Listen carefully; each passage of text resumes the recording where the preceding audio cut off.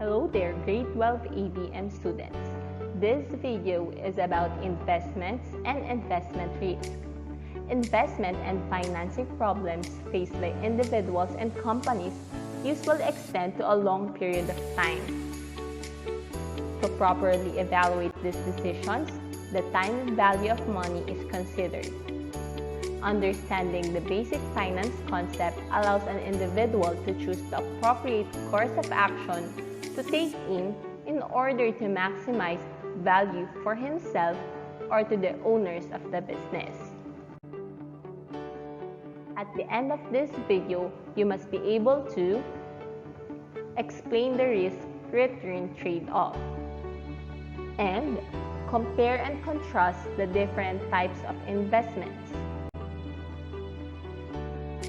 Investing is an efficient and effective way to use personal or business funds.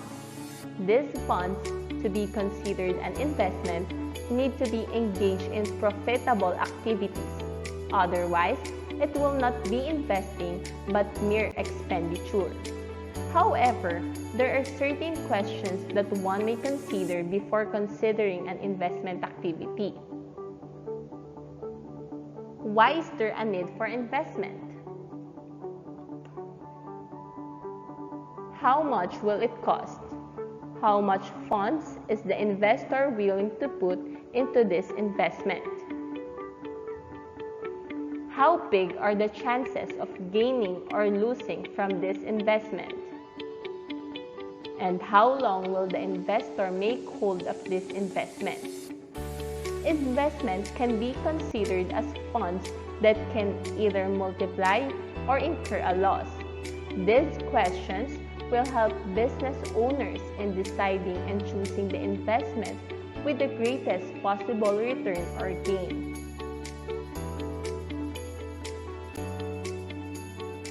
Let us now talk about the investment risk. These are uncertainties or chances that the outcomes of investments are different from what is expected or projected. Some examples of investment risk are market risk, liquidity risk, concentration risk, credit risk, reinvestment risk, inflation risk, horizon risk, longevity risk, and foreign investment risk.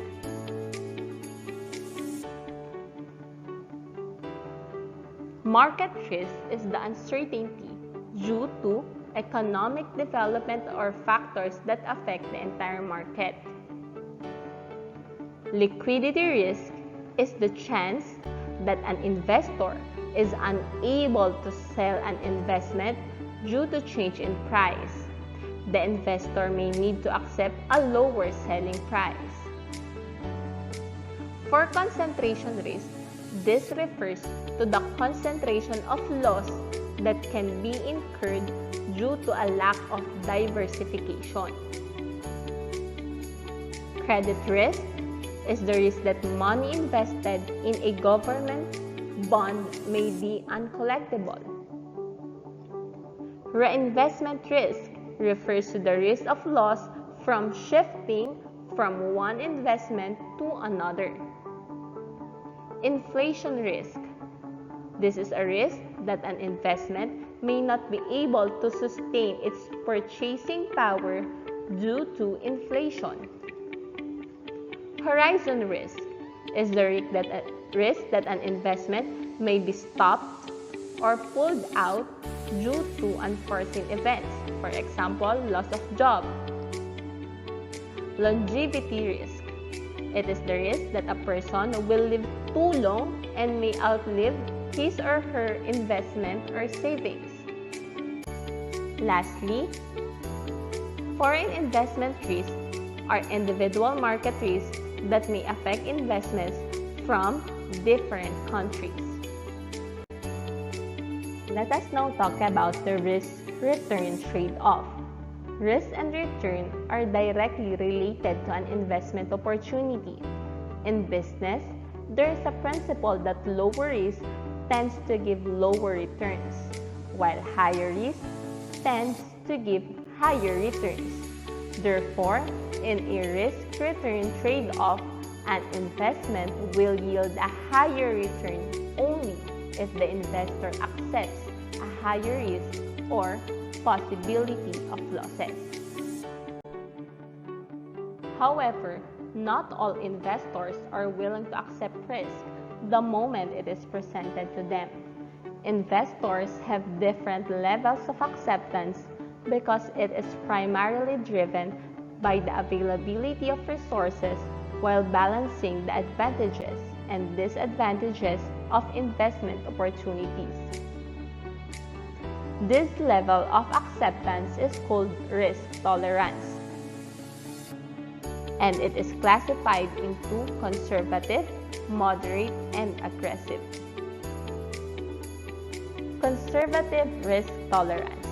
It is a characteristic of an investor whose willingness in accepting risks is very low. This investor will expect to gain profit with little to no disadvantage to them. Moderate risk tolerance. It is a characteristic of an investor who is willing to put average resources and accept some risk. This investor will expect to gain above average profit while enduring little disadvantages. This type of investor is more likely to pull out an investment, if applicable, whenever risks are uncontrollable. And last, we have aggressive risk tolerance.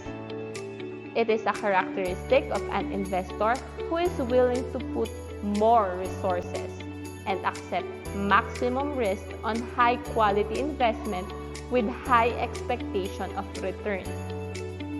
This investor has great knowledge about the industry and is willing to keep the investment at a longer holding period until investments create the highest possible return, but is prepared for the worst, losing the entire investment. There are different investment types or asset classes that you can choose from, each with distinct characteristics, risks, and benefits. Once you are familiar with the different types of assets, you can begin to think about piecing together a mix that would fit with your personal circumstances and risk tolerance. The first type is growth investments. These are more suitable for long-term investors that are willing and able to withstand market ups and downs. Examples are shares and property. Shares are considered a growth investment as they can help grow the value of your original investment over the medium to long term. If you own shares, you may also receive income from dividends, which are effectively a portion of a company's profit paid out to its shareholders. Of course, the value of shares may also fall below the price you pay for them. Prices can be volatile from day to day, and shares are generally best suited to long-term investors who are comfortable withstanding these ups and downs. Also known as equities, shares have historically delivered higher returns than other assets. Shares are considered one of the riskiest types of investment. For the property, this is also considered as a growth investment because the price of houses and other properties can rise substantially over a medium to long-term period. However, just like shares, property can also fall in value and carries the risk of losses. It is possible to invest directly by buying a property, but also indirectly through a property investment fund. The next type of investment is the defensive investments. These are more focused on consistently generating income rather than growth and are considered lower risk than growth investments. The next investment is the most familiar one, which is the cash investments. These include everyday bank accounts, high-interest saving accounts, and term deposits. They typically carry the lowest potential returns of all the investment types. While they offer no chance of capital growth, they can deliver regular income and can play an important role in protecting wealth and reducing risk in an investment portfolio. The last type of investment is the fixed interest. The best known type of fixed interest investments are bonds, which are essentially when governments or companies borrow money from investors and pay them a rate of interest in return. Bonds are also considered as a defensive investment because they generally offer lower potential returns and lower level of risk than shares or property. They can also be sold relatively quickly, like cash, although it's important to note that they are not without the risk of capital losses. So the different types of investments are growth investments, defensive investments, cash investments, and fixed interest. Successful investing is about managing risk, not avoiding it. Thanks for watching this video. For your questions and clarifications, you may ask them during the Zoom meeting or you may send them in the class group chat. Good luck and God bless you all.